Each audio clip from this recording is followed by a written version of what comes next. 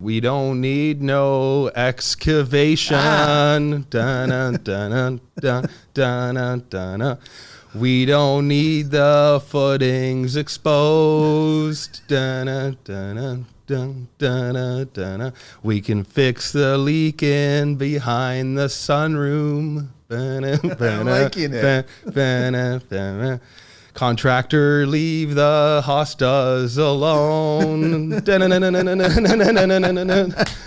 Hey, homeowner, give Wetness Protection a call. That's a great take, man. I'm not done, man. Oh, sorry. Keep on going. All in all, this is a guaranteed way to stop the leak in your wall. There we go. Because you've seen your share. I have, yes. How many years you been doing it? So in August, it'll be 20 years that I've been in the trade. 20 years? 20 How young years. are you, man?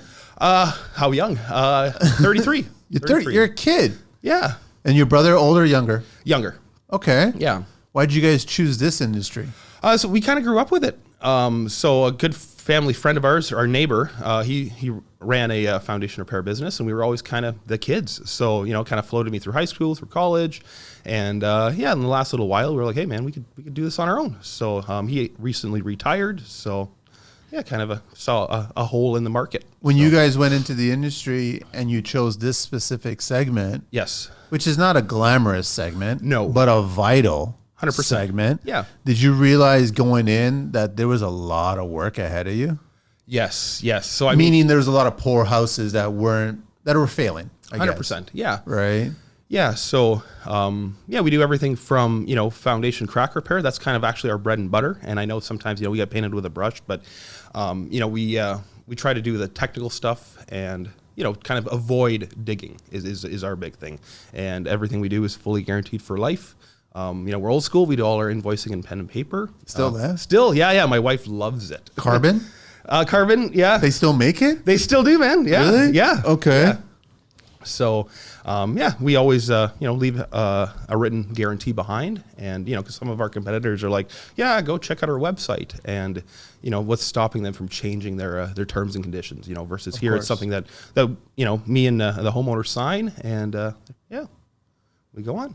Okay, we're getting ahead of ourselves. Let me introduce you. First of all, we're obviously going to talk about any issue, I guess, with foundations, right? Yeah. You guys take care of everything from the grade down. From the grade down, yes. Yeah. Yes. Well, so a few, still, I guess, yeah. a couple inches. From and down. You guys don't veer off into the other parts of the house. No. So we try to be, focus on one thing and just be the best at which at makes what a lot we do. of sense, so, right? Yeah, we don't. It doesn't say we do roofing on my van or anything like that. So It's a good thing. So Yeah. Wetness Protection is here, right? So you can find them at www.wetnessprotection.com, on IG under wetness.protection, and then their phone number is 519-577-0687. And then it's Matt. We're talking to Matt here. How do you Yes. pronounce the last name again? Pietrzyk, Pietrzyk. Yes. What's the background? Polish. Yeah, I was born with it. No. I'm always curious. I was thinking Eastern European somehow. Yeah. But there's a bunch. There's a bunch there, There right? is, But you guys all know each other basically. It's a mob. It's a mob. Let me do a quick shout out. I'm wearing Edge One Equipment Rentals t-shirt. I appreciate it. Thank you so much, and thank you so much for the gifts. I love people bringing in gifts here. Yeah, and yeah. then Thanks for having me, I'll Manny. throw on the I'm, shirt. High Tech Concrete Cutting is a leading provider for all concrete scanning, X-ray, cutting, and coring throughout Ontario.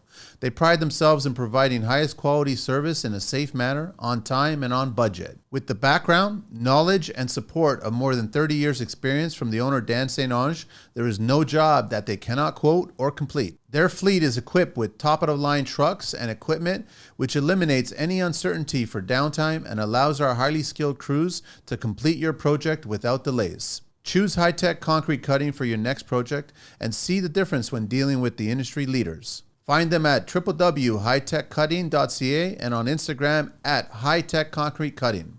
Looking for cutting-edge solutions for your spray foam needs? Look no further than Elasticam Specialty Chemicals. With a remarkable track record spanning over 3 decades, Elasticam stands as an industry-leading supplying contractors across Canada with top-grade closed-cell, open-cell, and specialty foam products and accessories. Experience hassle-free spraying in both summer and winter with Insulthane Extreme, Canada's groundbreaking HFO closed-cell product. Time is precious, and we know it. Optimize your efficiency and avoid downtime by choosing the best products with the best technical and customer support. Elevate your spray foam game today with Insulthane spray foam products by Elasticam.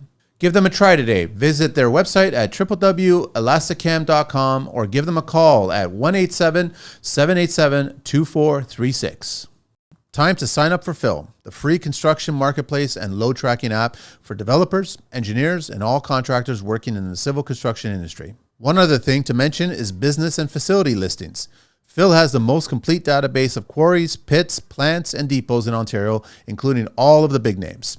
So if you're looking for concrete, stone, asphalt, whatever, you'll be able to find it. You can also add your business listing or claim it. It might already be on the map. Sign up for free on the website at www.getphil.app. That's www.getphil.app. You can also search Phil in the App Store. Construction pros, brace yourselves for a revolutionary experience. HTGNA, your ultimate destination for state-of-the-art concrete floor preparation equipment, is about to change the game. Our motto, surface preparation is not just a task, it's our expertise, and your satisfaction is a guarantee. HTGNA isn't your average, it's a commitment. Our line of concrete floor preparation equipment stands tall as the epitome of industry excellence. Ready to take your projects to the next level? Dive into htgnorthamerica.com for a glimpse of innovation. Lock in a demo now and immerse yourself in the HTGNA experience. HTG North America, surface preparation equipment is our expertise, your satisfaction, our guarantee. People bringing in gifts here. Yeah, thanks for having me, Manny. I'll throw on the shirt. And I love the name. Like I just totally, was that the name from day one? So it's funny because I can't pinpoint where the name came from. Okay. I want to say, I feel like great things happen when you have a couple buddies sitting on a couch in a garage. And I think that's literally where it came from. I saw a meme where it was like, if you didn't have a proposed business venture with your friends, are you even friends, right? So it's a good way to look at it. Yeah. So we wanted something. So who threw it out first? Like, how did that? Again, I can't put my finger on. It's like Inception or something like that. We just don't know where it came from. Just kind of stuck, and we kind of ran with it. So it's actually a really solid name. Thank it makes you. a lot of sense. Because then you say the name, and it already conjures up. I always geared towards construction. Yeah. So it's like I say the name, I hear the name, I see the name, and I'm like going, yeah, it's totally construction, man. That's exactly that's the achieve. That's the goal there. Right. So it's like you don't want Mother Nature to get inside the basement, basically. Of course. So what's the oldest house you ever worked on? What's the youngest house you ever worked on? Yeah. So, we're in homes from, 100 plus years old to 2 weeks before close. Rumble foundation, like rubble. Yeah, stone and rubble foundations. Okay, yeah. And then, like I said, basically, brand new, where the trim's not up and, the house closes in 2 weeks sort of thing. So. Brand new and they're already having problems with the foundation? Yes. Was it because of just poor foundation? So I think it's just a lot of it is poor workmanship. Yeah. And I'm sure with, new home construction, it's all quick. It's all, piecework. A lot of it is. So, yeah. I don't understand. Like I have such a huge bone to pick with people in suits dictating what the people in workwear are going to be doing for the industry. For sure. And just this morning, I just saw a little newsreel, and there's an area in Etobicoke that's getting rid of a movie theater, and they're throwing in 4,000 units. Okay. Like 6 or 7 towers or something like that, right? Yep. And then as I'm watching this unfold, and it's like this mindset of rush. Just get it done, solve the overall supposed housing issue. Yep. And then as part of the grocery list of descriptions of what they're going to be delivering, what they're going to be building, there's 4,000 units and they're only building 1,200 parking spots. Yeah. And you're in a part of the west side of Toronto that is not really geared towards public transit or cycle transit, right? Like that kind of mentality. You need a vehicle. So if you're building 4,000 units, most likely it's 2 people per unit minimum. Yep. So it's basically you would require 8,000 parking spots, right? Yes. But you're only building 1,200 parking spots because it costs more money to create more parking spots. So you got to go lower, which involves you guys. You got to have more waterproofing and all kinds of stuff like that. Yep. So it doesn't make any sense. Like, it's almost like Stevie Wonder telling me where to go when I'm driving a car. 100%. It doesn't make any sense to me, right? Yeah. So it's funny because I would have thought there's some sort of like code or bylaw that it's like, each unit gets like 1.3 spots. There was. Okay. That's the issue. So then now you get the suits telling you that, well, if we dig deeper yes, to accommodate what we need to achieve, Here's all the extras that are going to cost. Right. And you know this. You know this from your industry, that the deeper you go, the more issues you have. For sure. And you have to mitigate those issues, Yes. right? Yes. And then nobody wants to spend that money. Yep. They just want to get the shiny new unit sold to Yes. an individual. Yep. But then we'll deal with the problems later on. I feel like unfortunately that's what the industry is doing and where it's going. You know, it's all numbers and It's not, and I want to go back to the older houses, right? Because I don't think I would say the older houses are failing the same way that the newer houses are failing. I think the workmanship was there in the older house. 100%. And I think what happened was the basement was, relatively speaking, dry. But when you start messing around with the exterior, landscaping wise, start adding walkways and start dealing with moving water a certain way, Yes. and now you're pooling water, Yep. that water eventually is going to work its way through something that wasn't really designed to protect it from getting in. yes. And that's how you start seeing water in the older houses. For sure, for Versus a new construction, you're saying like 2 years old, all of a sudden brand new coming in, Yep. and water's already penetrating. Right.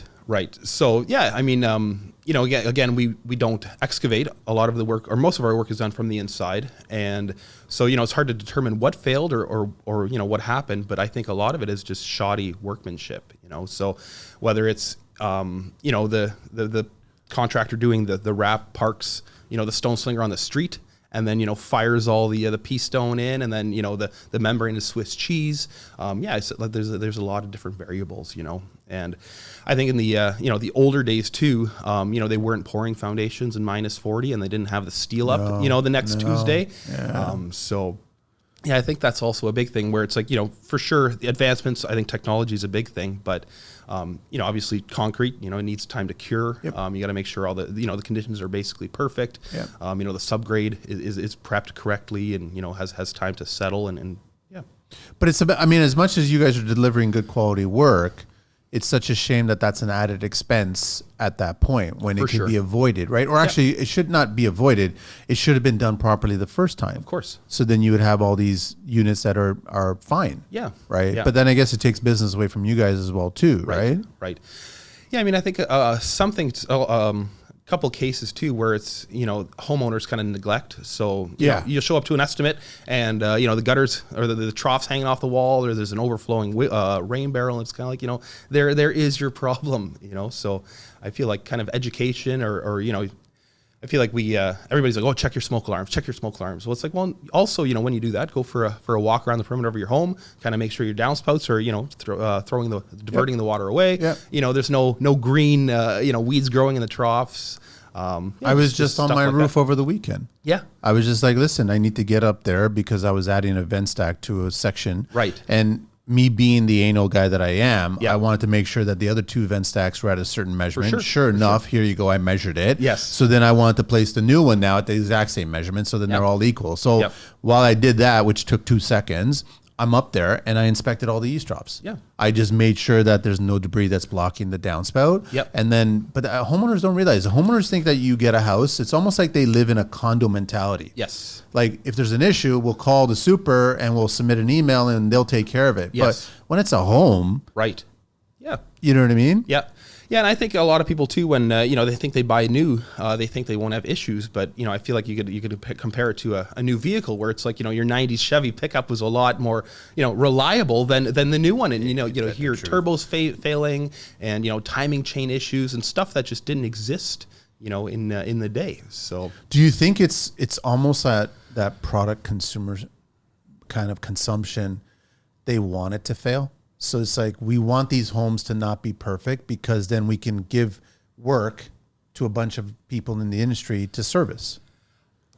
I don't think that's the case, just because, like, I don't, you know, I think it's a cause and effect. It just happens. It just happens. Yeah, I don't think there's, you know, like a conspiracy or any sort of like backdoor deals. But yeah, I think it's, you know, get through the 120-day term to get your money, or, you know, the 2 or 5 years that, you know, the foundation is warranted for, and that's kind of it. So I've never had this experience, but I know that you guys dealing with foundation issues and waterproofing issues, you guys have literally seen like streams of water coming into a house. Yep. I've never seen that. I've seen the videos, I've seen the memes and all this other stuff. Yeah. I'm like, as a homeowner, how do you let it get to that point? Like, or like, are you just moving boxes out of the way to the dry areas and then? accepting it? Yeah, it feels like some homeowners do. But, I feel like a lot of these issues don't arise overnight, so it's just, again, neglect or not. Neglect, complacency, where it's kind of like, it leaks every time it rains and, you put a towel down. But then, there's a water main break on the street and then, that changes all the natural drainage and kind of the water table in the area. And now it's coming in. So, because, another big thing is I think with foundation cracks, a lot of them form basically day one. So, if you can imagine your house cracks where it does strategically, and most times it's around window wells or beam pockets, and they kind of oppose themselves. So, for a little peace of mind, it's very unlikely for any more to occur because your house cracked to relieve itself, and that's where all the movement happens going forward. But I think homeowners should be aware, and if you're not finishing the basement, there's a crack there. Maybe again every time it rains or you get a good melt, just come down, feel around, move the box back, and just monitor. Normally it. you can smell it. Well, I don't know if most homeowners can smell it, but you can smell moisture in the air. 100%, right? yes. Especially moisture that's been settling on concrete. Yes. It gives off a certain kind of scent. Yes. With that interaction between the chemicals in the concrete and the water. Yes. And you can sense it, right? And that starts bringing into the whole other world of where you guys are also educated on is just the airborne mold issues and whatever other kinds of issues that can arise from that, right? Yeah. Yeah. So I feel like, I have a phobia of it just because of my exposure. I spend most of my day in, dark, dingy, damp places. So then all of a sudden, like the homeowner mentality is like, we'll just go to the big box store and get a little jug humidifier, of whatever. Or rent a humidifier and get a little bottle of mold control and then problem solved. That was like, it's almost like a Band-Aid when you kind of cut open your arm, right? Yeah, of course. So, it's funny because I feel like, homeowners are very diligent at like changing their furnace filters and a lot of other because it's digitally connected. It is. Their app is telling them to change it now. Exactly. Yeah. But nobody's telling them that their basement is leaking and they need to call somebody to take care of it. 100%. You guys need to develop an app. We should. Yeah. No, I mean, the educational part is what's really good. Right. And I like guys like you where, like I said at the start of the show, it's not the most glamorous part of construction. No. Right? But it's such a vital part of construction. It is. So, I feel like a lot of foundation issues get discovered during a reno. It's something that they didn't budget for. And then, you show up and it's like, we found this and this and, this is what we can do to help. But unfortunately, the homeowner's like, no. But again, these issues just don't arise overnight. And, I think. And there's zeros behind these issues.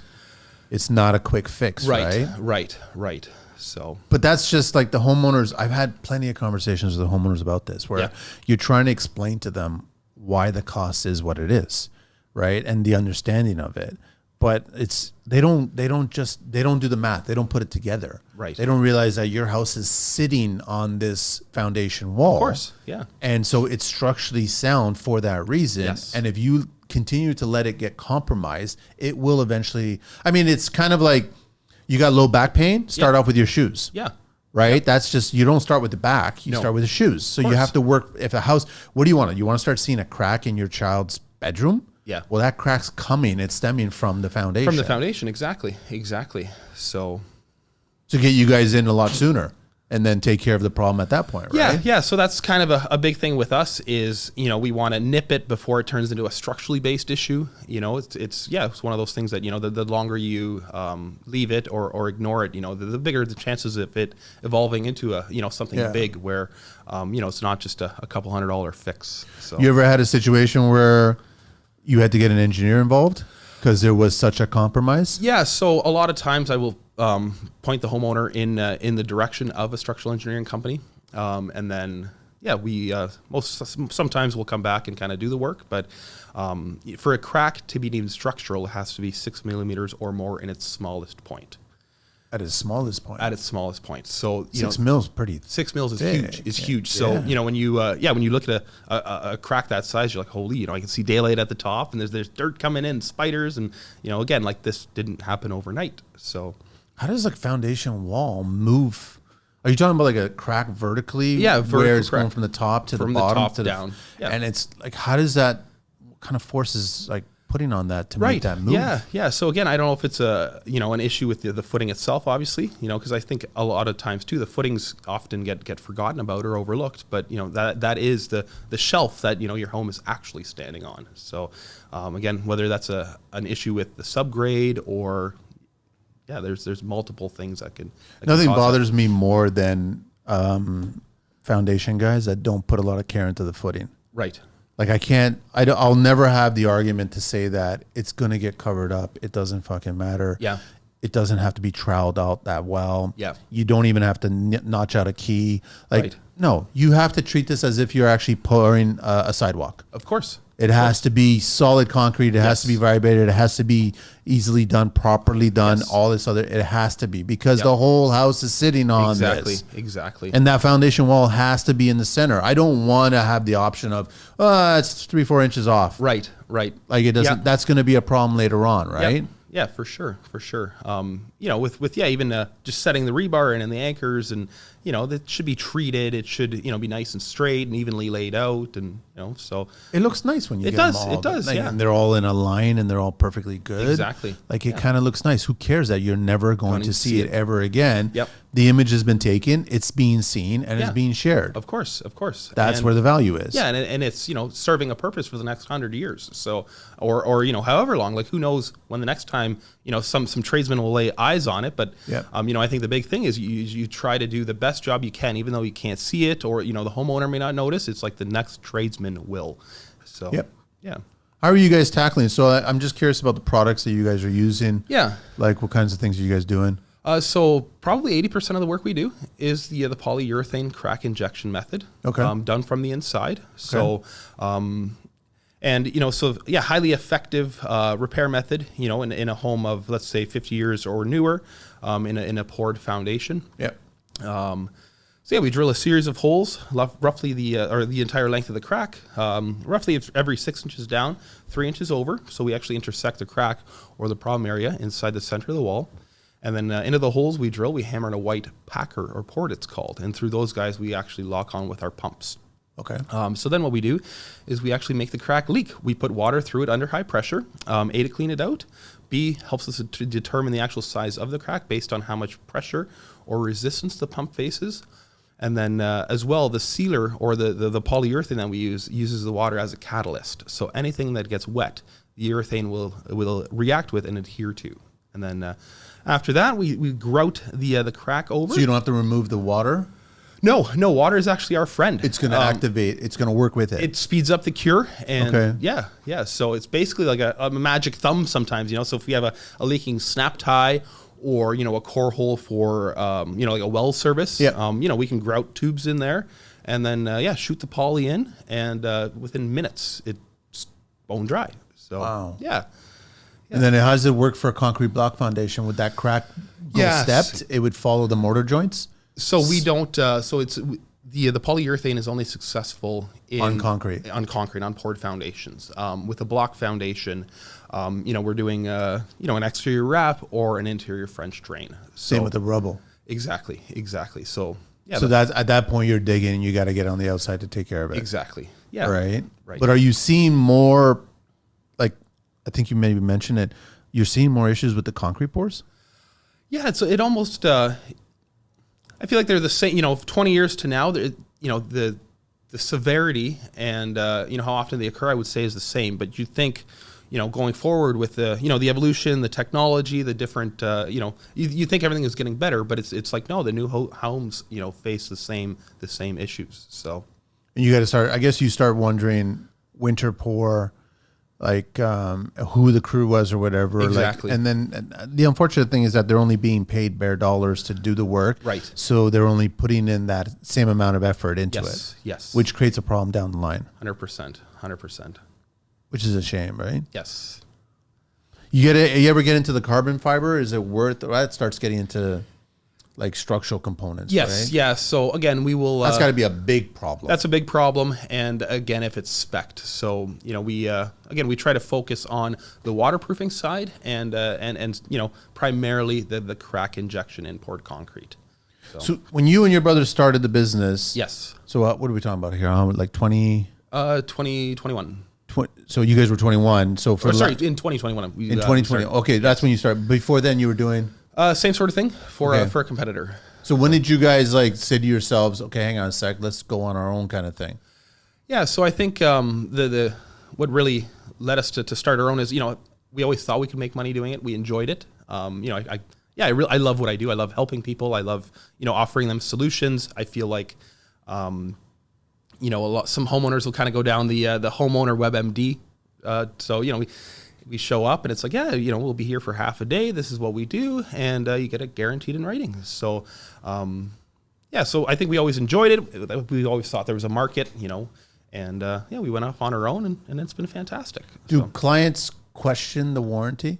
Like, do they say, how can you guarantee that? Yeah. So long? It's funny because the odd time, the clients will question it and they're like, well, what does a lifetime mean? Well, it's like, well, if it's my brother's crack that leaks, that's his lifetime that's on the line here. But no, because the polyurethane and the sealers we use, a lot of them are rubber based. Yeah. So you basically bury a car tire in the ground, come back in 80 years, it'll still be there. So I don't foresee myself getting a warranty call in 80 years. So that's kind of the lifetime guarantee. But that's the purpose. You don't want to get a call back anyway. No. They have a crack. You want to seal it, take care of it, so then they could either remodel or repair whatever's been damaged, and then move on from that and not worry about it again. Yes. Yeah. Right. But is it most likely that another crack could form by you strengthening that one crack? Not at all. So our polyurethane actually stays rubbery or supple. So there's flexibility. There's flexibility. So we fill that crack under pressure from the inside out, top to bottom, with a rubber product that moves and fluctuates with the foundation. So it creates a seal kind of from the inside out. And then, the big thing is where there's no more water getting into to freeze or turn that crack into a bigger issue. Yeah. So, yeah. Yeah, the kind of the old school injection method was an epoxy where, and again, some homeowners are like, oh, no, epoxy, but in my opinion, we're a lot more successful with the polyurethane. There's rigidity with the epoxy. Exactly. Right? So the epoxy, if you can imagine, you're basically trying to fuse or glue the foundation back together. And so if it's spec'd, we're kind of like, oh, okay, if that's what you want, sure. But the polyurethane is the way to go. No, I could just see the epoxy because the thing is, it's almost like treating it as if it's wood. Yes. And you're using glue. Right. And I've never had a failure of the glue joint. No. I've always had a failure of the actual wood splitting. The adhesion. Yeah. Yes. So it's like the fibers in the wood were weaker than the glue that was fused together. Yes. And it'd be the same situation with epoxy, that you've made that crack perfect. Right. But you've weakened the surrounding area now. Of course. So now there's a risk that there could be another crack happening. Yeah. So the polyurethane that we use is a closed cell product, and it looks very similar to like window spray foam. Okay. But ours has more rubber properties to it. So, you can kind of hit it with a hammer. It'll come back. You can pry and pull and poke at it. So, yeah, like I said, it moves with the foundation. So when you guys got into the business and started it out, and you're coming from the industry, what was the industry doing wrong that you guys said, we want to do right now? So I think... we have some fantastic competitors. We really do. And I think there's some shoddy guys. Yeah, it's every segment of the construction. Exactly. So, we try to, again, we're very technical with what we do, where, we've waterproofed conduits and, fiber runs, and we work in medical centers. I think there's just a lot of shoddy competition out there. The guy in the rented Home Depot van sort of thing where, it's like you quote a job and then you drive by next week and, you see the fence all taken down. You're like, no. So. But that's just that's the client choosing that route. That's all it is, right? Yeah. I think, the polyurethane injection method is a little newer. So, I feel like there's some skepticism associated with it. It's, Where's it coming out of the States? Yes. Actually out of Europe. Out of Europe. Yeah. So a brief history on the repair process. So it's been originally invented or intended in Belgium for when they'd core into mountains and they'd hit natural springs. So they obviously needed something that was non-toxic, potable water safe, that would seal up those springs almost instantly. So it all kind of trickled down into the residential application. The city. Usually that's the case. That's what I've always paid attention to. The city of Toronto actually use the same suppliers we do for their subway tunnels. So they fix any sort of cracks or issues with. You obviously can't excavate Yonge Street. No. So it's all done from the inside with a lot of polyurethane On the interior of the tunnels. on the interior of the tunnels. Yeah. But they're just doing the exact same thing. It's just a Very crack? similar. We're putting a liter and a half worth of material in the wall. I'm sure they're just shoveling, dumping Caking 5-gallon it. pails Just in, caking and it, So that's pretty cool that the Belgium figured that out. And Of course. So obviously, it's unfortunately the sheer material cost is not cheap, but it works, and we put our name on it, and we've done it for years, and with great success. I'm just curious. I haven't been to World of Concrete in a while, but I'm assuming that all these kinds of products would be featured at World of Concrete, or is there a whole other Foundations exclusive trade show out there? I think it'd just be World of Concrete. World of Concrete, right? Yeah. And how did you guys find out about it? So through the competitor, through the ex neighbor that we used to work for. Got it. Okay. Yes. And that's where it started coming in. And that's where, we learned the process, we learned the ins and outs.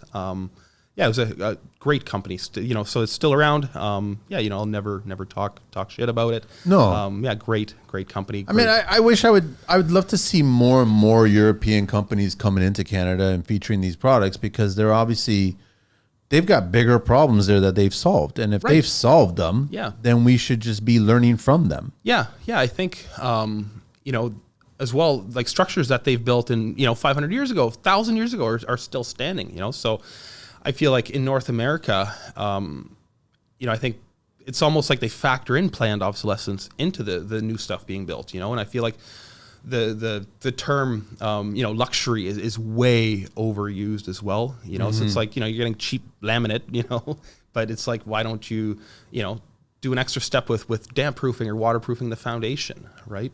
So it's just interesting that I worry about what the Canadian housing market or what we're delivering product wise is going to be like 100 years from now. Yeah. Like if we're already streamlining and making things poorly built based on the numbers that are associated with it, but then there's so much money that's being given to the government for their gatekeeping. Right. And then there's money being given to the builders, developers that are doing all the work. And then there's a fraction left over for the actual workforce to do the work. Yes. You got to wonder, what are these homes going to be? Like, what's a new home in Canada going to be 100 years from now? 100%. An actual detached dwelling. Yeah.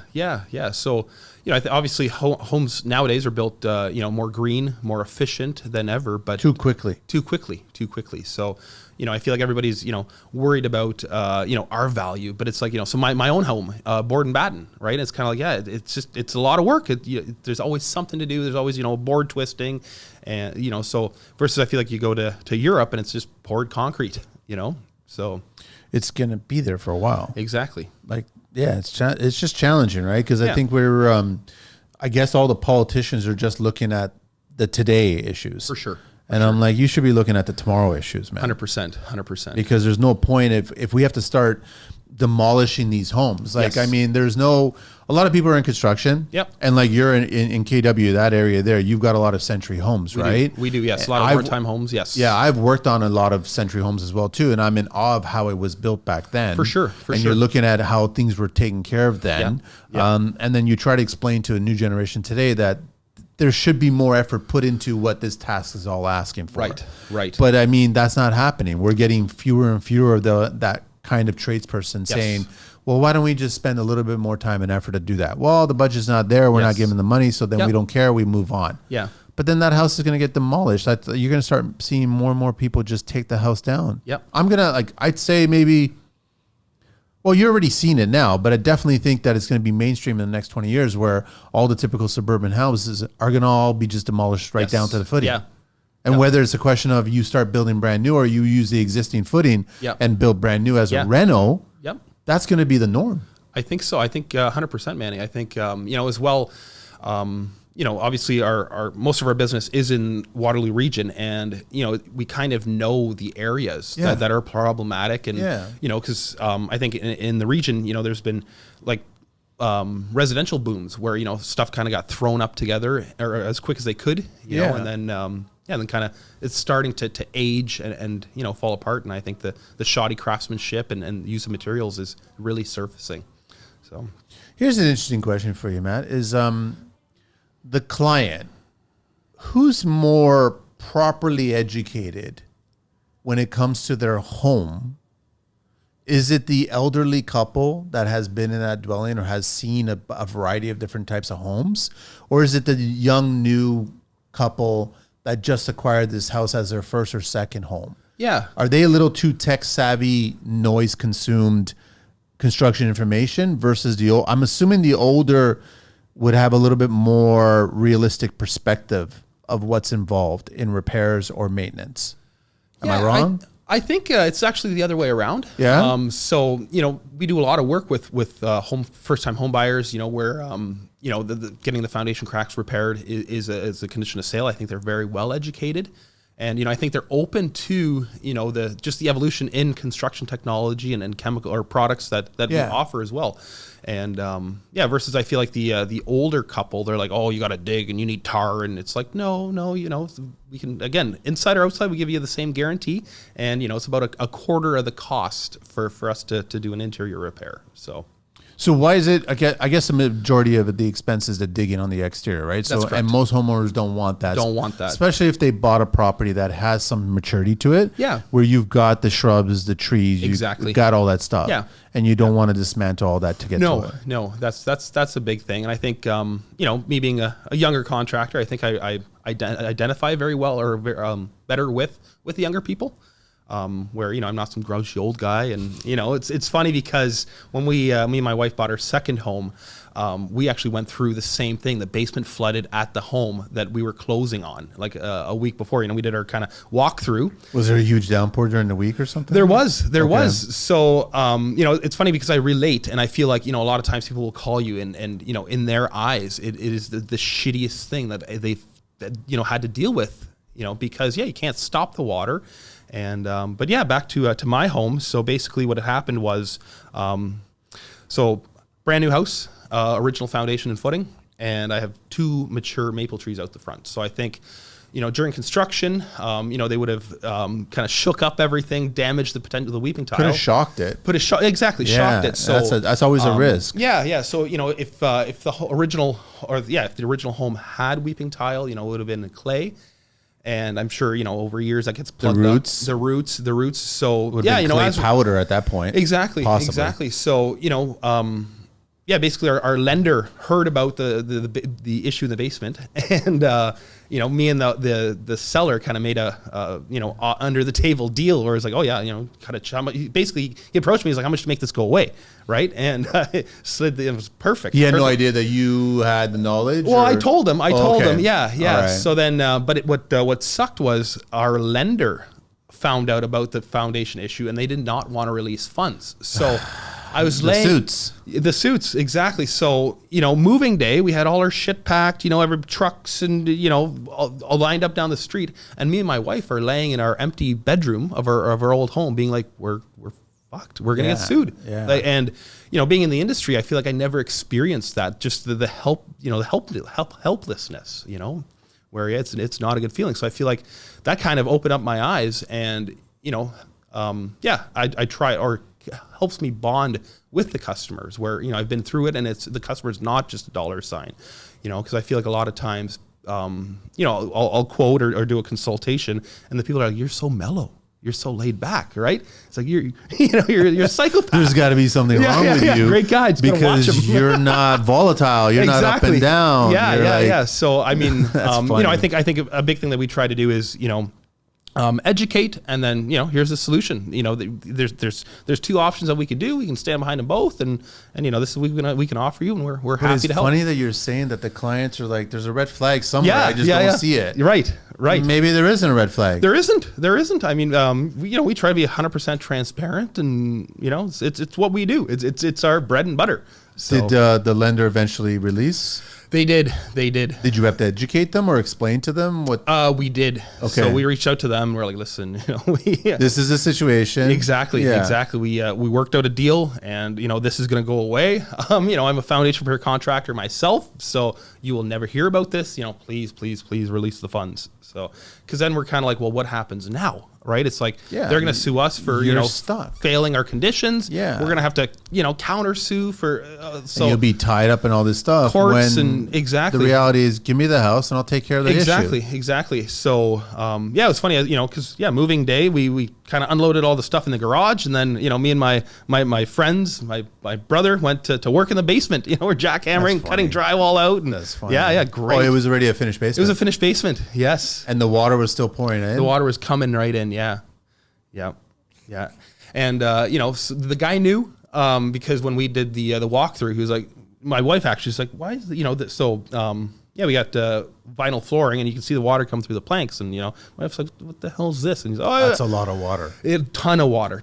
And of course, I was just mopping. We're like, "What do you mean you were mopping, man? The water's just pissing it." Man, you can't lie. Like it's just like no. You just know it. Yes. But I guess they just want to offload the property and move on. But at least he came to his senses and was being honest about it. Yeah. I feel like, again, as far as working through something like that, like, there's probably basically the best case scenario, right? But I mean, I'm lucky that I had the resources, and then, I didn't have to, open the phone book or Google foundation repair contractors near me, right? So like I said, that was a real kind of eye-opening, humbling experience for me.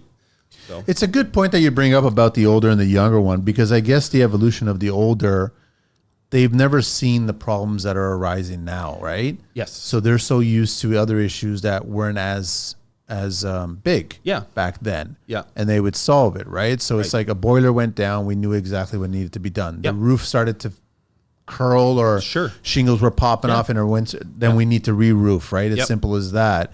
But yeah, with the younger generation, I guess you're looking at all these possibilities of what need to be taken care of, Yes. right? Yes. But I go back to most clients, they don't look at your specific set of skills as valuable skills because it's not pretty. Right. It's practical, It is, but it's not pretty, right? Yep. To Yep. me, it's pretty. To them, it's not pretty. Right. So, I mean, a lot of jobs that we're on, the drywallers are kind of waiting for us, they want to get the first coat of mud before we even leave. So, unfortunately, it's not glamorous, but, very important. And it's kind of the stepping stone, or, literally the foundation of your reno, your home, your home ownership. So You and your brother ever had times when you guys were working away, whether on your own or before, and thought, let's get into painting? No. No. You guys love it that much? Yeah. Really, huh? Yeah. Is it the problem aspect of it, like this problem solving part of it? Yeah. So I think, I see the leak. I Yes. know what to do. Yes. Let's get it done. Yeah. We don't see the leak anymore. Exactly. I think it's very satisfying because, Yeah. again, people, sometimes are in tears on their hands and knees, and it's kind of like, we could show up, we'll swing by for a quote on our way home, and then we could maybe squeeze you in kind of 5 o'clock tomorrow. So. And they're all that happy to. They're all just happy. have you Yeah. there, right? Yeah, Take care of exactly. it. And one thing, so it's funny, I feel like every job we do, they're like, you were great. You guys are awesome. And I hope I never see you again. So That's the truth, right? Right. I feel like we're the dentist, we're the tow truck driver. It's like, great guy, but I hope we never. I want to bump into you at the Tim grocery Hortons store or whatever. exactly. I don't want to see you in my basement again, right? Yeah, because that'll happen too. Because I feel like you'll be at a Tim Hortons, people watch you pull in, you go into the store, and then they're talking to you, and you're kind of like, okay, I must have done a work for this gentleman, because he's not mad, right? So it's not leaking, but So we're in a lot of homes. We meet a lot of different people as well. So it keeps it interesting. Are there some interest, like you guys get an opportunity where it's different than a GC, right? Right. We're kind of stuck in one place for a little while, and then Yeah. we move on to the next place. But being individual trades, and especially in the service side of the industry, Yes. you guys get an opportunity to walk into a lot of homes. Yes. And I've done that for my fair share, but Okay. not enough of it. But Yeah. every time I've walked into certain places, I'm always shocked on some certain things that I would see. Right. Like people cutting out joists a certain way. Yes. Notching out certain things that it's just like bare bones 101 structural do not do kind of Yes. mentality, Yeah, right? Yep. So I'm sure that you guys go in there and you see the crack, you see the issue, you see what needs to be done. Yep. You present your quote. Yes. But in the back of your head, like when the hairs are coming up and you're seeing something else, do you guys make them aware of it? Like, so certain things. It's a fine line, It's right? a fine line. Like, I don't want to, it's not your business, it's like, No, and I think, again, my big thing is, calmness. calmness, you know, and I you know, proper verbiage, and yeah, just, you know, we are here to help you, and we bring, you know, my truck is full of solutions. So, you know, the odd time we will pick something out. So, you know, when we do a quote, you know, we always do a perimeter walk. So, you know, 90% of the time we can pinpoint the issue, even if it's a finished basement from the outside, we can pinpoint it from the outside.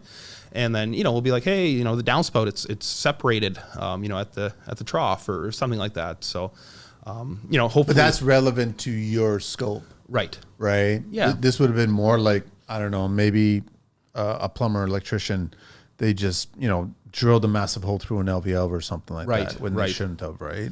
Yeah, yeah. So again, I think if it's like a life safety issue, or, you know, there's like, you know, bare wires just hanging out, you're kind of like, okay, like, you know, what do we have here? I usually say it if it comes up, and it depends on the risk factor. Exactly. So if there's a serious danger factor where it's like someone can get hurt, then I'll bring it up. Yeah. And I'm like, if you guys have some time, reach out to somebody, have them come by and take care of this, right? Yeah.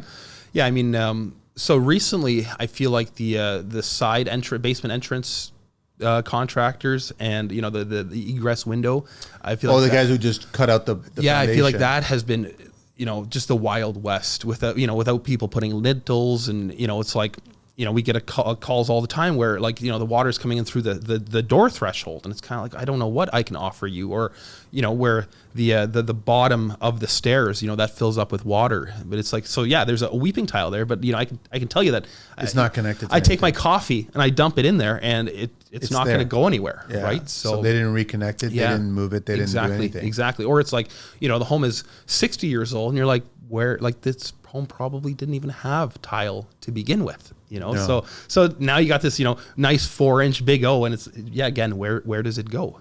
So it looks good from the outside. Exactly. Passed the inspection at that point. Yeah. Which is really, so it's that bad, huh? Because I see these guys that are selling this service for next to nothing. And I'm like, listen, I've done my share of those. Yes. And it's expensive, time consuming. Yeah. And it has to be done properly. Exactly. And man, it's a ton of work. Yeah. You know, You're cutting a hole out of a foundation wall. Exactly. Or block wall or whatever it is you're cutting, or even I've done it with rubble, man, which was a pain, and just to make a window slightly larger to let more in, right? Yeah. And I mean, I had an extensive conversations with engineers and talking about this. It was rubble. Yes. It was a rubble foundation, and I was like, he was just cautious of how you're removing the one section that you need to remove.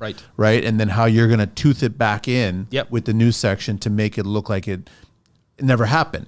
And that was my objective, is just like, when I convinced it to the clients, I just said, listen, it will look like it always belonged. Yes. Then that's what like, there was a lot of work involved in it.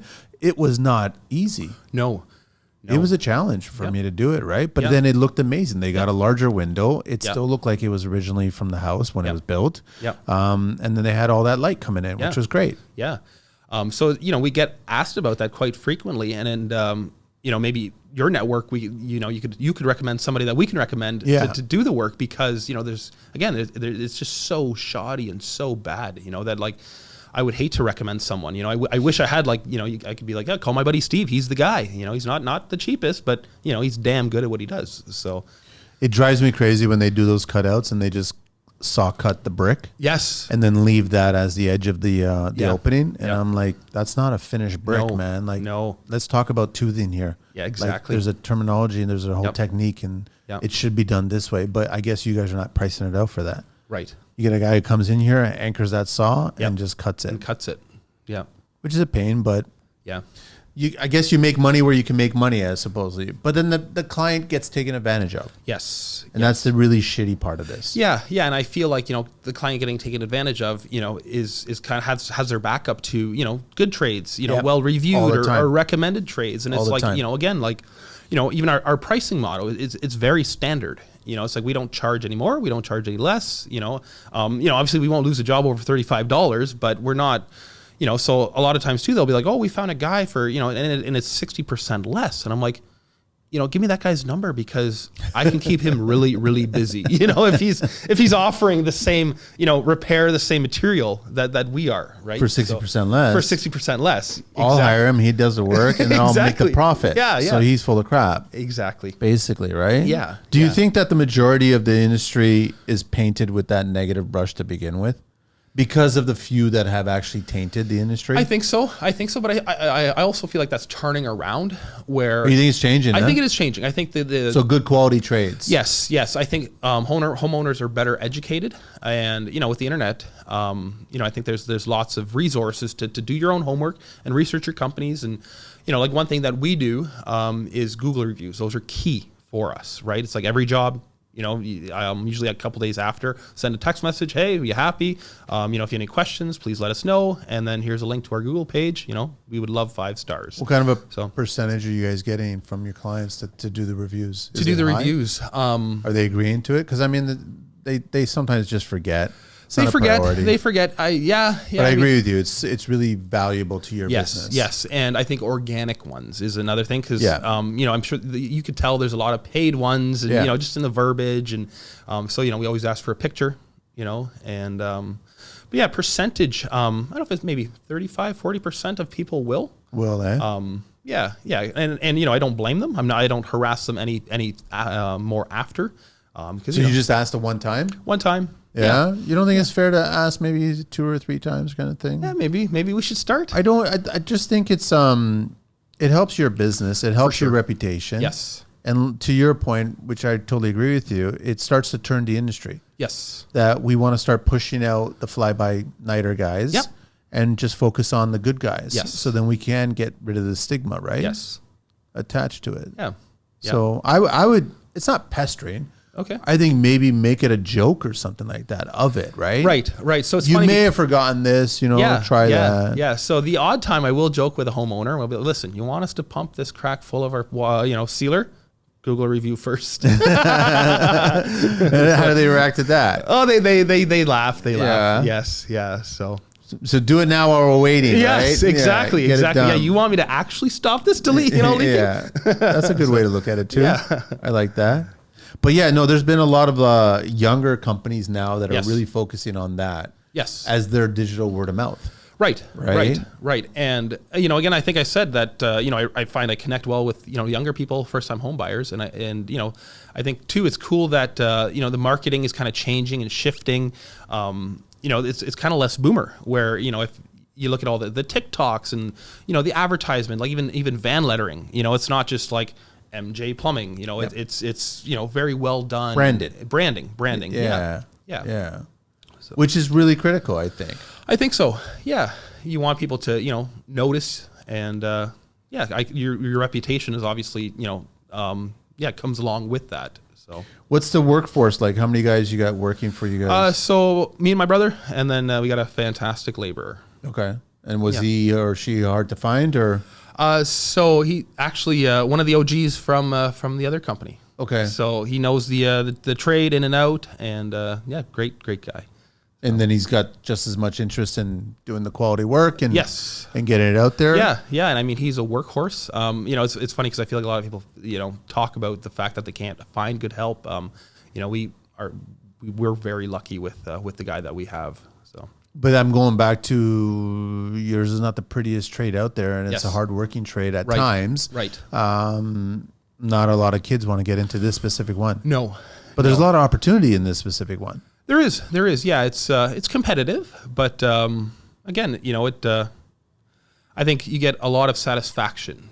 So you do the job, you get paid, the homeowner's happy. You slam that tailgate, you start the truck in the driveway, and you're kind of like, it feels good. Is it competitive? Like apples and oranges competitive? A lot of guys are coming in and just pricing it down low just to get the job, and then they won't give the warranties or do the service that you guys do? Yeah, so I almost feel like there's 2 different tiers of service, right? Okay. So I feel like, you got all the big guys where, we play in, kind of their field where, competitively priced, we're their price minus 10%, where the market dictates your pricing. But then you got the, super duper fly by night, the $250 a crack injection guys, right? And unfortunately, I think they stay busy because you see their advertisements, you see them around. So, but they're eventually going to fail. They are, but I think they minimal investment, right? So they buy some rusted out white van and kind of do it again, start another. And then what? The client just calls somebody else, or they've sold the house, so it's not their problem yeah, anymore. Yeah, because to be honest with you, I feel like 80% of the jobs that we go to, especially with the crack injections, like somebody has done something, whether they went to Home Depot and they bought some sort of schmutz in a can or in a bucket, or just a blotched repair. So very seldomly do we get like a nice fresh crack to start with. There's like, I don't know what the number is in the big box, I guess specifically with Home Depot. I think there's 8,000 different kinds of products in big box stores. Yeah. I'd say maybe half don't belong there. No. Like they belong to the pros. Yes. Yep. Right? Yeah. And an interesting thing happened over the weekend. I went to a supplier. Now, I'm not a specific trade, and so I don't have accounts in all these different suppliers, right? Yep. But I know about these suppliers from all my trades that I've worked with and also from the show, right? Yes. So when I walk in, I'm assuming that the supplier has contractor pricing, right? Yes. For specific products and things like that. Yep. But since I don't have accounts with these, and I'm not that kind of GC that would start piggybacking on other people's accounts and just saying names or whatever, because that's not right either. No. I didn't think anything of it, and I bought some, like this was a plumbing supplier, and I bought some product. Yep. Just simple ABS, just simple things, right? Sure. And then all of a sudden I left and I forgot one item, and I was closer to a big box. I was closer to Home Depot, right? Yep. And I said, fuck it. I'll just go to Home Depot and grab it. I went into Home Depot, and I was shocked that their ABS product was 3 times cheaper than the suppliers. Yep. And I was like, this can't be, man. So I literally went one by one through each one. Yep. And I was like, this is complete bullshit. Yep. So I went back. Okay. And I'm like, guys, I'm sorry, I got to return. Yeah. He goes, all right, no problem at all, right? I was expecting a restocking fee. Yeah. There was no restocking fee. Okay. He was nice enough about that. Yeah. And then he just asked me why. He goes, oh, plans just changed. And I was thoroughly disappointed because the big box is designed for DIYers. Yes. Primarily. Yes. Right? And when I see a 3 times difference in price, and it's not that I'm a homeowner walking into a supplier. No. Like anybody that's at that cash counter, whether it's on a Saturday or whatever, will know exactly if that person is a homeowner who's trying to get a deal. Yeah. But when I walk in, they're specific on parts that I need, and I'm not stumbling on my words or my description of what I'm looking for, then I'm pretty sure that person would say, he's from construction, or they're from construction, right?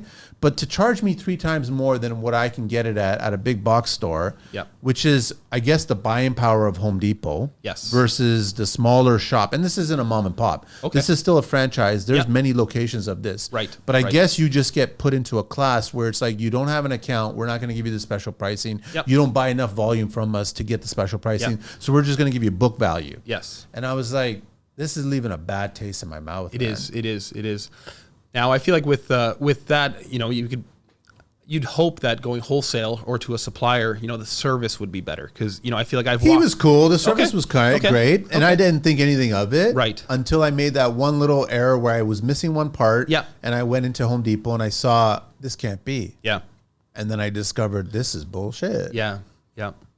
So it's funny because at a certain box store, you can buy a do-it-yourself polyurethane crack injection That's kit. where I was going to. That does not belong there. That does not belong, and that does not work. So we drill 3/8 holes. So I have a little Bosch SDS Plus chipper. And, my favorite tool, I think I'm jumping the gun, but I think my favorite tool is the little, 1.5 little chipper attachment to knock off all the, the do-it-yourself kits and all that stuff, and the odd time a homeowner will be like, well, I could just buy the, it's $200. I'm like, okay, but, we bring the good stuff, and the do-it-yourself kit, you use a caulking gun versus, I have a, skid sprayer here that will build up to, 1200 PSI is what we inject to fill that void. So, I think that's the big thing or the big difference. And as well, like our poly, it'll climb window frames, and we've had the odd time where it'll caulk a window. So it's the pressure that makes it, successful. And you're getting a guy that, that has done thousands of them. You're not, YouTubing it and then trying to follow the instructions, right? And I feel like, you buy the kit. There's no, what if you run out of product, right? Then it's kind of like, well, now you're at the same price as paying, a pro to do it. So versus me, it's like, I got more in the truck. I can, mix them up and put it in. I never liked it when they tried to dumb down the process of a professional. Yes. For the scope, right? Yep. Just to get all this DIY stuff. There's lots of things that I don't think homeowners should be re-roofing. I don't think they shouldn't be up on the roof. I don't think that they should be doing any of the mechanical trades. Yes. Right? Yep. I think you should be like, there's understanding behind venting and understanding behind drain and all kinds of stuff. And then they definitely should not be, I don't care about the king of the castle rule with electrical. Yes. I know that the Electrical Safety Authority allows homeowners to do it as long as they're getting inspected, and they'll go through a permit process and they're charged more for their permit versus a tradesperson. Yeah. I get it, but I don't think that should be allowed. No. And I feel like a lot of pros, fellow tradesmen will tell you that, like, I hate working at home. It's like, I won't do pod lights. I don't, I will never re-roof my house. It's like, I have the contacts and, hopefully enough favors and get the professionals in, It's as simple as that. Yeah. Watch them do the work. But so like products like that, remember years ago, I don't know if they're still selling it now, where they were selling the spray foam in the little propane tanks. Okay, yes. And I had a major problem with that. Yeah. I'm like, this is a 2-part chemical. Yeah.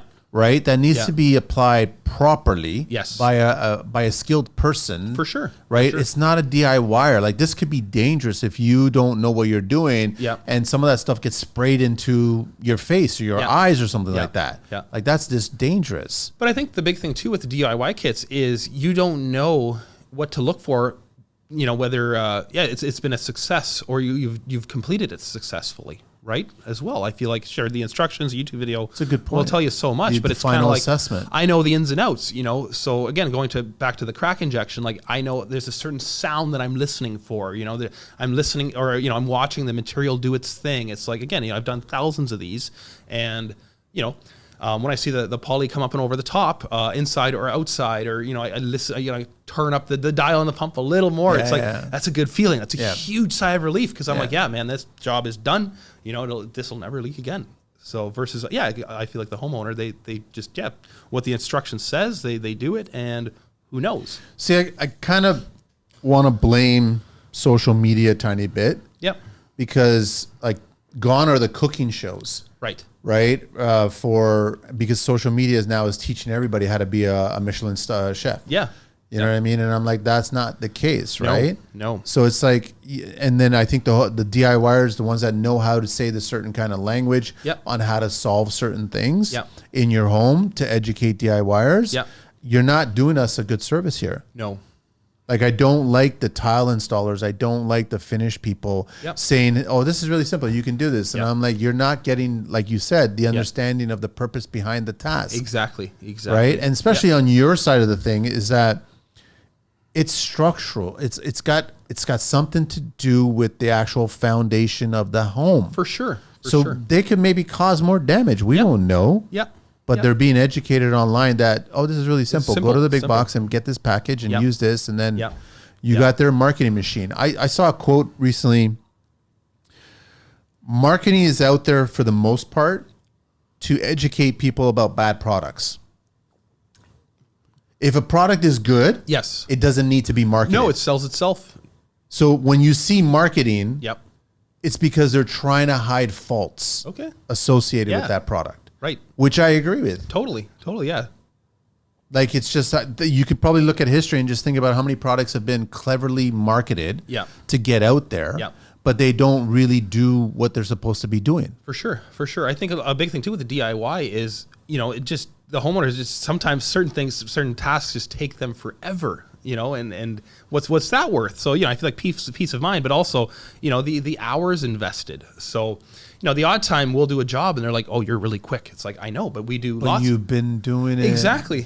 So, it's like we try to be as efficient as we can. So, I bring everything down at once. Never, ever do I go to the truck, through the repair. It's like I have everything surrounded, it's set up, it's quick versus I feel like, tiling a shower, Joe homeowner tiling a shower, like that is a a process that, you know, is never done, never caulked properly. Then you get mold. And so I think, yeah, there's something said with, you know, leaving stuff to professionals. We just get to professionals. And I didn't joke about the painter comment earlier. Yeah. It's just because I think they're just as professional as everybody 100%. else. Yeah. But the thing is, there is a difference between the final product of any trade Yes. and what they do Yep. versus I could put side by side DIY work Yes. and professional work. Totally. And I don't even have to look at it for more than a second. Yep. And I will know which is which. For sure. Because I know what it takes to be a professional to get the task done. Yep. And I know what it doesn't take to be a DIYer. Totally. Yep. Like all it takes is confidence Yes. to be a DIYer. Yep. Trade, it takes skill. Yep. And it takes know-how and it takes practice and it takes work and Yep. working with other trades. Yep. It takes assessment. It takes Yep. the right product. Yep. It takes all kinds of going to trade shows. It takes, going online and learning kind of stuff. For sure. Re-educate. It takes Yep. all that stuff. Yep. DIY, confidence. That's all it Yes. takes. Yep. Which is going back to the back marketing Yep. side of things. Yeah. Yeah. Yeah. It's funny. I never thought about it like that, Manny. I think that. It came up and I thought about it and I was like, yeah, we're sold products. Like how many products can you think of? I just think about the whole world of infomercials. Yes. Like so many people were just like slap chop and all kinds of stuff like that. They were Yeah. just sold all this stuff. They're like, Yeah. this is great. Yeah. But then they use it once or twice and it's done. And Yeah. I'm like, it's just clever marketing Yeah. to get you to consume it. Yeah. Amazon's notorious for this. Yes. When people are just online shopping. And Yeah. they're like, well, that's a convenient product. Yeah. And everyone's selling it now as Amazon Find, right? Yeah. I'm probably going to say, and I haven't checked yet, Yeah. you could probably buy a crack injected kit on Amazon, I'm sure you can. Yes. Yeah. which would scare the shit out of me to Yep. do that, Yep. right? Like, I mean, like, why would you put that in your cart? Exactly. Like, that doesn't belong in your cart. Yeah. Yeah. And then I feel like people forget too. So crack, you do the crack and then, you're doing the drywall, the flooring, all the lipstick that goes on after. So, and, there's times where we see a crack here and then, going back to bringing forward issues to the homeowner, but it's like, yeah, there's one over here that like, you can see the silt, you can see the dirt, like this one has leaked before. And they're like, nope, this one's leaking. It's kind of like, again, not a sales pitch, but when is this going to leak? Super Bowl Sunday, Yeah, right? yeah, When of your basement's course. done, when your TV's hung, Of course. that's when they happen. So, Yeah. And that's when you start getting into the dangers of like mold. exactly. And I mean, like, listen, mold is harmless in the beginning. Yep. Mold is a real problem Yep. if it's hidden for a long time. Yep. Dark, moist space. Yep. Yep. Then it becomes airborne issues. 100%. And then all of a sudden, what? Your kids or yourself are going to have some breathing problems. You're going to Yeah. have some issues. Yeah. Then you're going to go to a doctor and get assessed. And all of a Yeah. sudden, it's like it could have been just solved right then Yeah. and there. Yeah. Because another thing that homeowners will bring up is, they dry core. So they're like, well, instead of paying you, we could just put dry core down and the water can find You it. want a river underneath your floor? Exactly. And I mean, I'm sure you know that the floor. Well, see, dry cores use that as a marketing they angle. do. They do. And that makes no sense. No sense at all. I mean, I think it's a fantastic product. I've installed it. It's in my basement, but not for, mitigating foundation leaks. For the right? purpose of separating the thermal bridge between Yeah. concrete Yeah. and your finished material, Yeah. it's a great product. Yes. To have a river, Yes. you might as well get dry core glass panels then. Yeah, so you you can can see watch the it. flowing of water Yeah. and find your chi and Yes. deal with the basement at that point with Yeah. some sort of music and candle and some wax, all that kind of crap. Yeah. But that's not the floor you're building. No. And I'm sure, that the floor drain, the floor is never sloped properly. The water will come in here and then it'll run around the basement, go under the furnace. Yeah. And then when there's, a 3/4 of an inch, then it It's starts. like a drunken turtle. It's just like, you don't know what the Yeah. hell's going on. Yeah. Like, where's this, like the slope? Who Yeah. poured this, right? Exactly. Yeah. The corner is always the highest because, they're hard know. to rake out. I know. And the water just, so. Well, okay, obviously they poured it from this window here. Exactly. Yeah. Because it's extremely Extremely high in high this and then- corner. We know how it works, Yeah. right? Yeah. But homeowners don't see that. They don't see that, They don't no. get that. That's how it works. Yep. Yeah. Someone actually said we could just put dry core down and let the water run. Yeah, I underneath. feel like that's like a viable option in some people's That would minds. scare the Yeah. hell out of me. Yeah. I would not want that. Yeah. Yeah. So one job that we did, it was funny. So finished basement in like a beautiful century home. And we come down, we're like, hey, where's the foundation crack? And it was a little old lady that owned the house. And she just opens this door. And the foundation crack is right there. So that she had like a normal like door right to the wall. In front of the in crack? front of the crack. So every time it'd rain, she'd open the door, put towels down, close the door. So she installed a door She paid to have a door installed in front of the crack. in front of the crack so she could monitor it. And the water always stayed there? Always stayed there, yeah. So With the towel? With a towel. So, I'm not sure. I can't remember if there was like a silicone little trough or a little catch basin. But, yeah, people get very creative and very nifty. That's a lot more effort than hiring you. 100%. Yeah. Kind of weird. It is. It is. A little weird. Like Yeah. Yeah, because I didn't believe it. Because, it was like crack in left side of home. And you're kind of like, this is a finished. And it said unfinished space. And it's kind of like, no, this is all finished. And, I don't really want to just start opening doors and but so I went up and grabbed the homeowner and I'm like, hey, where is this crowd? She's like, oh, it's right here. Was there a split second when you open up the door, you're like thinking you're going to get knocked on the head or something like that? It's just like, what's that all about? I don't understand what's going on. Yeah. here. Yeah. No, that was a weird one to that think was a weird about. one. Yes. Yeah. So I think that's one thing that I also love about, my job and kind of the being on the service side is you meet some characters, you meet some people, Of course. This is how they solve their problems. Yeah, exactly. Which takes a lot of thought process to come up with that. Yes, yeah, or the little troughs and the chiseling. The people get very, very creative. Or there's just a 4-inch hole cored in the floor right below it, and it's like, oh, well, you also cored through the footing, and I get your theory, but like the water's coming in, and where is it going, right? So You ever have to deal with groundwater and deal with the slab? so hydrostatic pressure. Yeah, does that get into your wheelhouse? That is, yeah. So we do. We put sump pumps in. So. But if there's a big enough crack in the actual slab itself, and you're getting some water coming through, or you guys can use the exact same product as well too to solve that. No, that's a different situation. That's a different situation. Okay. So with hydrostatic pressure, it's obviously the most effective mitigated by just a simple sump pump. Yeah. Right, where you're maintaining the water below. Yeah. And so when you guys install those, we install those. Oh, you guys get into that world too? Huh? Yeah. So we do kind of anything to keep the water out of the house. basement. But crack repair is kind of our bread and butter. I've always told clients it's really simple. Like we can't prevent Mother Nature from coming into your house. Yes. We can just divert Mother Nature exactly away from your house. Yeah. That's the whole objective here, right? Yep. Because there's water all around your house. There is. There's no umbrella covering your house protecting you. No. Right? No. So it's like the water is coming, Mother Nature's coming.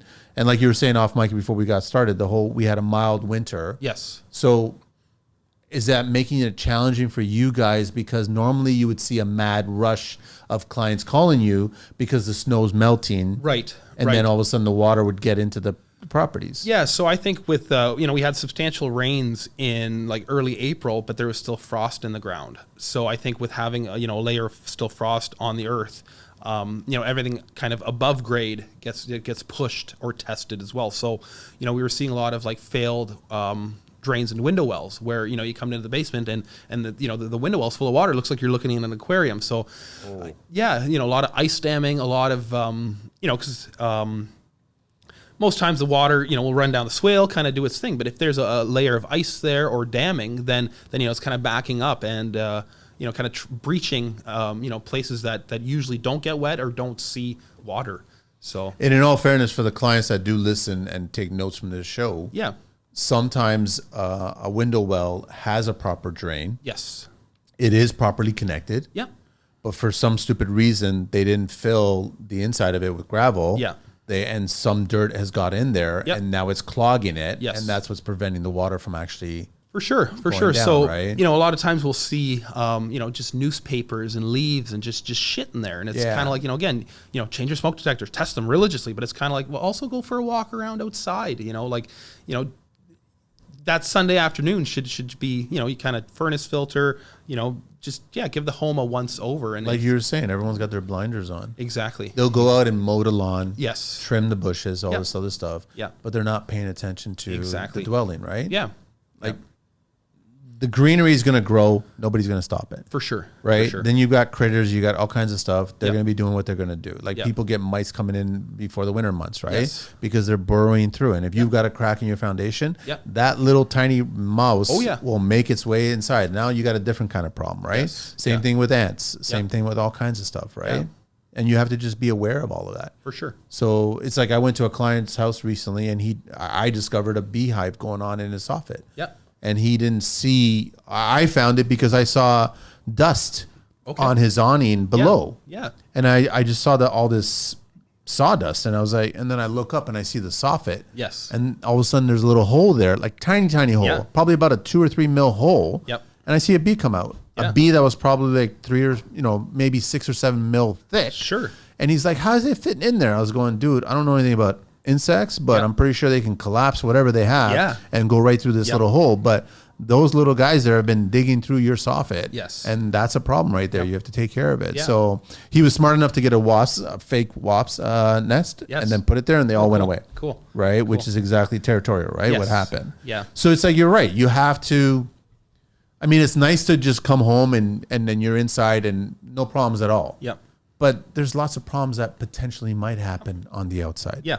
And you should get to them before they become bigger problems. For sure. Yeah. That's it. Is there anything else you want to share, Matt, before? I think that's kind of it. Yeah. I just want to thank you, Manny, for the opportunity. No, it's fine, man. Long-time listener of the show. Thanks, man. So, appreciate it. Yeah. When we work, we usually have Bluetooth earmuffs, and it's funny because we all listen to the same thing. Yeah. So it's funny because you're jackhammering and our labor over there is you can watch him moving, and we listen to your podcast quite often. Is there any particular show? I'm just curious because I know that most trades will listen to their own shows. Like the plumbers will listen to the plumbing shows, like all this other stuff. And I'm like, you guys are such a segregated bunch of people, man.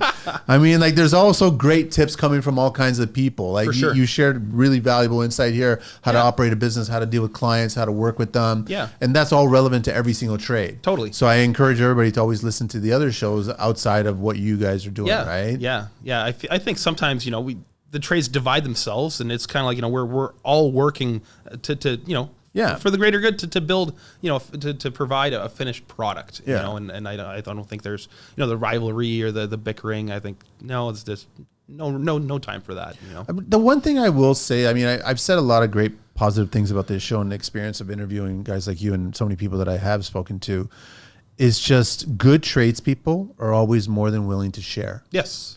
And I'm not asking you to kind of divulge all your trade secrets. Sure. I'm not looking for the Colonel's 11 herbs and spices here. Yeah. I'm just saying that if you can share some great insight to an up and coming younger generation or somebody else that's considering changing a trade or whatever, that's hugely valuable to them. For sure. And then because it gives them a step up of confidence. Yes. And one of the biggest compliments that I've heard over and over about the show is that most tradespeople always felt that they're on their own. Yeah. They didn't realize that others are going through the exact same things. Yeah. And I'm like, this is construction. Yeah. We all go through it. Yep. That's as simple as that. Yeah. Yeah. I mean, there's no roadmap.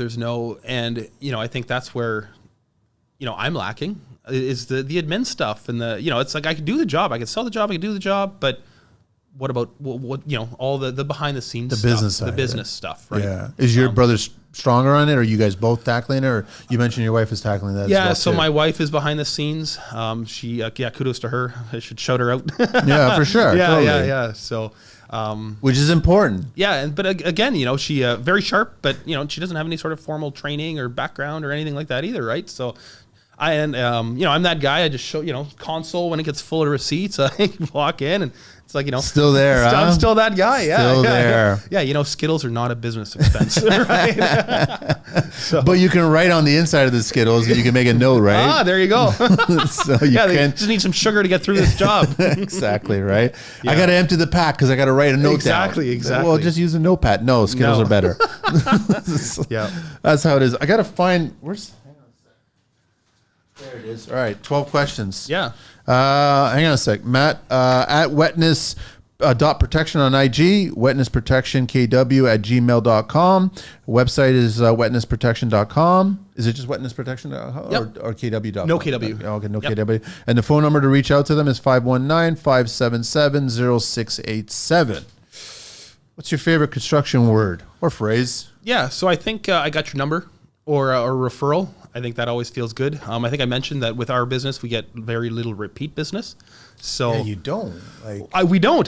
So it's kind of like we're one and done, and that's it. So it's always nice when it's like, I got your number from Mike, and you guys did a fantastic job, and he raves about you, and I'd love for you to come by.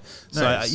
That feels good because we did something right, and people are sharing the good word. So Yeah, you guys have it slightly harder. Like it's not repeat, so it's like you have to start the whole process. Exactly. all So I over feel like, again. a GC starts in the kitchen, then they do the bathroom, an electrician, it's like, oh, we'll do some pot lights. And then, oh, we've got a central vac or whatever. Can you hook that up? So I feel like you always have your go-to guy versus us. It's kind of like, we're here, we're gone, and that's it. Yeah. So Well, sharpen your sales tools at basically that point, right? Right.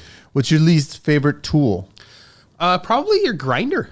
I feel like, we use them all the time for cutting drip edges in and cleaning walls and stuff, but it's one of those things that it just seems so archaic, when you're like, how is this a good idea? There's no great way to collect the dust. No. You got a guy who's holding a vacuum tip to it. Yeah. That's got a bunch of slits in it. Yeah, from getting too close. Exactly. The disc on there costs 99 cents and it's spinning at 9,000 RPM. And the whole time you're using it, you're like, is this going to be the day that's going to go? Exactly. And then, I feel like the switch never sticks properly. It's just, I know. What do you miss from your childhood? So I spent a lot of my childhood in Europe and Poland. Poland. Yeah, I'm Polish. Nice. So I kind of miss just the freedom and the my uncles, hustlers. They I feel like they always workers. had hard workers. Yeah, they always had their fingers in something, and the nature. Like we actually went back there in the fall, and it was funny because it just brought back like these happy times What thoughts. part? What part of? South Poland, so in the mountains. Nice. Yeah. So it's funny because it was like kind of overcome by emotion. I was like, man, I haven't felt this since I was a kid. Being just up in the mountains. They have this little dune buggy and it still runs. They still got it, and I was like, wow. It's been 25 years, man. So, I remember I did a road trip back in my 20s, and I found out I had a cousin in California, Northern California, a small little town called Camino. Yep. And as I was making my way up from LA up the Pacific Coast to go visit a friend in Vancouver, I was looking at the map and I was like, as you're in your 20s, like, hey, it's that far away. Right? So that far away is like about a 2 or 3 hour drive, right? Yeah. So I was like, let me stop in this little small town in California called Camino, where my cousin that I've never met and stop by and say hello. And sure enough, I stopped by and I called her, and then she's like, okay, where are you? I was like, I think I'm in Main Street or something like that. Right. So then I'm just standing there, and she drives by and she sees me, and then I was like, Bernadette? And she goes, yeah. And she goes, you look exactly like your dad, right? So she knew exactly who I was because it's such a small town. Yeah. And there's not that many people here. So a stranger coming in. Right. And the nice thing is I got to spend the weekend with them in their place. They had a nice little coach house in the back. Yeah. Their huge friggin' dog scared the shit out of me in the middle of the night because I thought it was a fucking bear. Yeah. But then during the course of the day, I come across the garage and there's a dune buggy in there. Cool. There's two. Yes. And I was like, and they go. Yeah. And so I went with their son. Yeah. And we just boogied through the apple orchard, and it was just like apples falling. Yeah. And I was just like, so I could totally, when you brought that up, I was like, I was remembering Yeah. that. But it's funny because how, your mind will remember certain things. So it's powered by some sort of, Soviet era diesel engine, but the sound, right? It was just the sound of like the exhaust. I'm like, right back. So it's kind of cool. I love that. I definitely recommend traveling, It's a must. What construction sound do you love? I think the sound of just like a 3/8 impact, like, just driving screws in. I feel like that's the job. My wife said it actually. She's like, that's the sound of getting shit done. I'm like, you're not wrong. I feel like every trade uses it. With us, it's tap cons. With I think that is a good sound. It is. So, it's great. Yeah. Favorite beverage? Well, it depends what time of day. It could be the beverage in the morning, in the afternoon, and in the evening. Yeah. So I mean, coffee. Come on, I'm a construction guy, run on coffee, and get bribed by coffee. But Tyskie, Polish beer. I was just gonna say, I haven't had a Tyskie in a while. Yeah, so it's funny because growing up, I feel like I hated it because I stole too much of it from the old man. I started drinking it because the framers were Polish and they were always getting it on Friday. Yeah. And then I'm like, why is the bottle so huge? Yeah. I feel like after 3, you're kind of half cut. And then as well, it's the same price as all your other piss. It's good beer. It is good beer, man. It's good on a nice summer day. Yes. After a hard week. Yeah. It's great beer, actually. Yeah. There you go. Yeah. Now I got to have some on the weekend. What turns you on and off in construction? What turns me on, I think Google reviews, good word.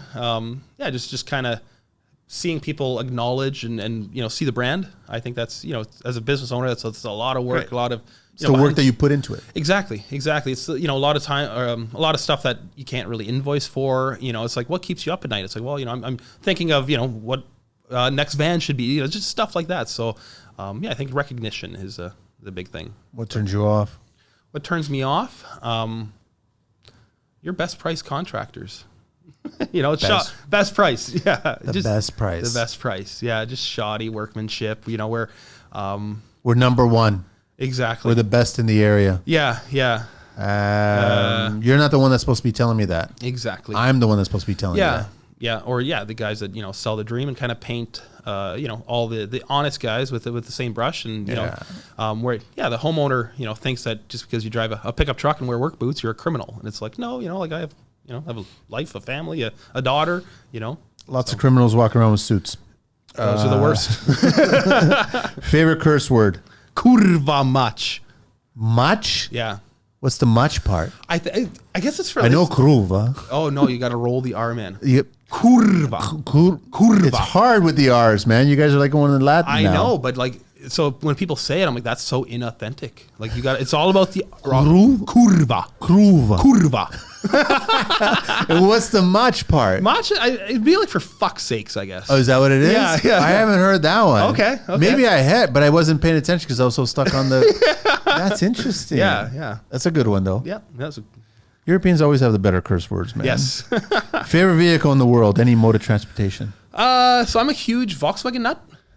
Yeah. So we going old school 80s? GTI? 80s, yeah. So I actually have a Mark II TDI, Mark II Jetta TDI swapped. And then one thing that I love is all the European crazy stuff that we don't get in North America because the chicken tax. I'm not sure if you heard about that or. What do you mean a chicken tax, man? Yeah. So we don't get a lot of like the VW Caddies, transporters, none of that because in the 70s there was a tariff imposed on any sort of commercial. By whom? Trudeau? No, it was a U.S. thing. Oh, okay. But yeah, there was a tariff imposed on commercial vehicles being imported into North America. And then the Europeans combated against it with imposing tariffs on chickens. So it's called the chicken tax. I didn't know that. Yeah, look it up, man. It's wild. It's wild. So being in Europe, I'm like, man, there's like the little Amarak pickup, right? It's like it's a size of a Ranger, I know 2-liter TDI about. with a stick. I'm like, man, but yeah, that's why the Tundra, the Tacoma, they're made in the U.S. to get around that. So as well with the little transit vans. Yeah. So that's like a full Euro crazy thing. I know Europe. But they import them here with seats in them, so they're considered a passenger vehicle. Yeah. Interesting. Yeah. So yeah, you're gonna go down a rabbit hole. I recommend reading into it, but we miss out on so many cool like Euro spec stuff. I'm like waiting for Peugeot to show up here. I'm waiting for all kinds of Citroen. I don't know. No. Yeah. I'm just like I want to see. Like with the vans for construction, Yep. How long did it take to get Sprinters here? Exactly. You know what I mean? It took a long time, Yeah. right? Because Yeah. we were so used to Econolines or Yep. Safaris or whatever the GM brand was, Yep. right? Yep. And now you're getting all the bigger vans. But then when you go to Europe, there's Yeah. like dozens of companies that have little Sprinter commercial versions. Yeah, Sprinter versions, small, big, diesel. Yeah. Yeah. So I feel like with our line of work, we're always there's no perfect vehicle. So it's like I drive a half-ton Ram. But shit fuel economy. A lot of times I could work out of like a Golf, but there's no perfect vehicle for us. And I feel like a little smaller pickup truck, little smaller truck, would be fantastic. Work. Totally work it. Yeah, I miss those ones in Europe there. What profession other than your own would you like to attempt one day? So I think like marketing, coaching, maybe. Some sort of business degree. I think if I was to do it again, I would probably go off on that because I feel like it is an untapped market and there's also a lot of bad apples and the Instagram, standing in front of a Ferrari buying my course. So I think I would try to kind of build an honest brand where you kind of meet and kind of try to help people out. I like that. What profession would you not like to do? Ooh, probably business administration based on my life. I'm not a fan of it either. I totally understand what you're saying. Yeah. Last question: if heaven exists, what would you like to hear God say when you arrive at those pearly gates? Probably that welcome. You're your old animals are here, and the earth or people on Earth are gonna be looked after. So, Nice. Yeah. Thanks, Matt. Awesome, Manny. Pleasure having you on the show. Thank you so much for taking the time. And you going right back to the job site? I am.